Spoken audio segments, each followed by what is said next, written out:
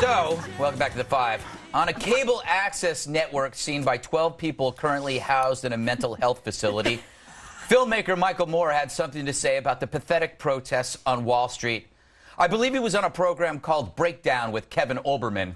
I think it's filmed in a storage locker under an overpass. Anyway, he has a warning for the rich.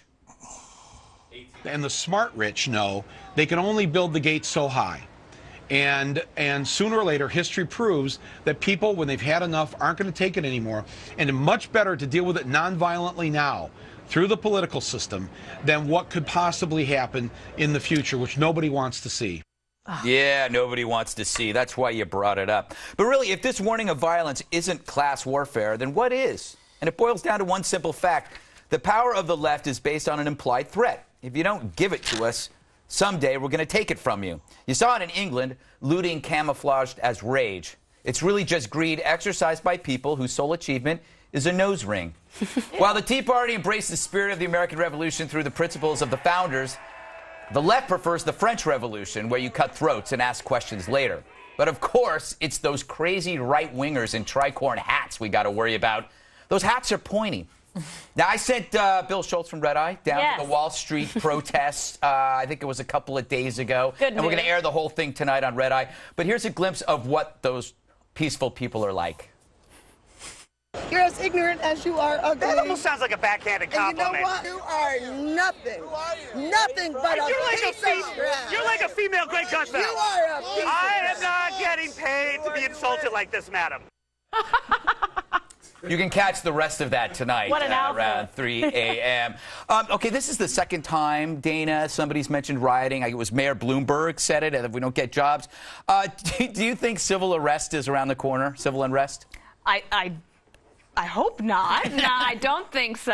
I do think that we're missing that Michael Moore would do himself a favor if he went on The Biggest Loser, right? Because then he could have all this attention in the world, and he could actually do himself some good. Wow. You're looking out for him. I always look out for him. The civil unrest piece, but the thing that's interesting about that is that this very week, the reports about crime in this country have been way down, and sociologists are thinking, they're like, how does this work? Because we've been better at policing. We've been better at locking some criminals away.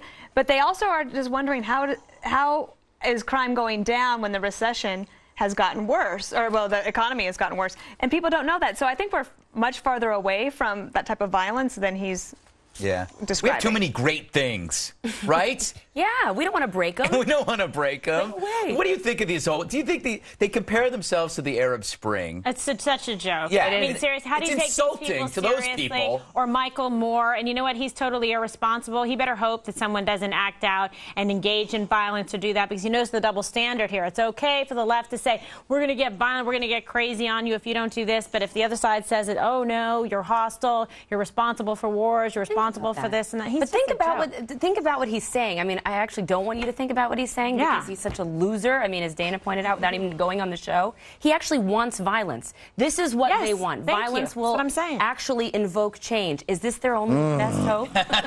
Hey, Bob, why is he's it that... He's so Che Guevara. I mean, are you friends with him? I am know friends him? with him. He seems like actually a nice guy. No, he's not. He is a nice guy. He's also a guy who did a wonderful film exposing the Iraq War for what it was. He also did we're not talking about that, Bob. Okay. We're talking about why are pacifists so violent? Wait a minute. These people are on Wall Street. Yes, they're evil. They should be on Wall Street. They should close down Wall Street. It is Wall Street that brought us the Great Recession. A lot of people are out of work because of I thought it was Bush. So if they can't get, no, it wasn't Bush. If they can't get to their offices, they can't collect their billion-dollar bonuses. Now, I think that's a good thing to do. I want to see some perp walks. You talk about some, I just want to see a bunch of these investment bankers perp walked out, which that never Even happened. if they've done nothing wrong. They haven't done anything wrong. Symbolic. No, that's you're just saying all these guys need to be perp walked. Let me put it this way. You want them prevented from going to work?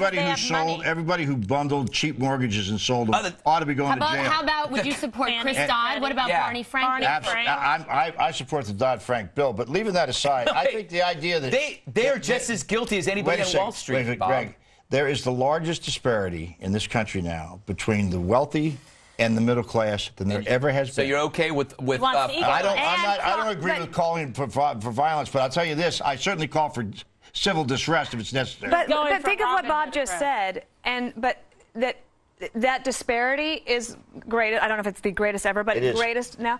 And crime is way down. Yeah. So it just flies in the face. And by the way, is that a reason you're defending the rich being that much richer? No, I'm just saying it's not parallel. We got to move on. We got to take a break. They're yelling in my ear. All right. Those are the voices in your head, not the control room. Yeah. I keep thinking I'm on a show. It's a dream, isn't Truman it? Show. All right, now this may go down as the creepiest episode in the history of television, not the 5, but it's a reality I simply do not want to face. That's coming up next. Yeah. On the 5.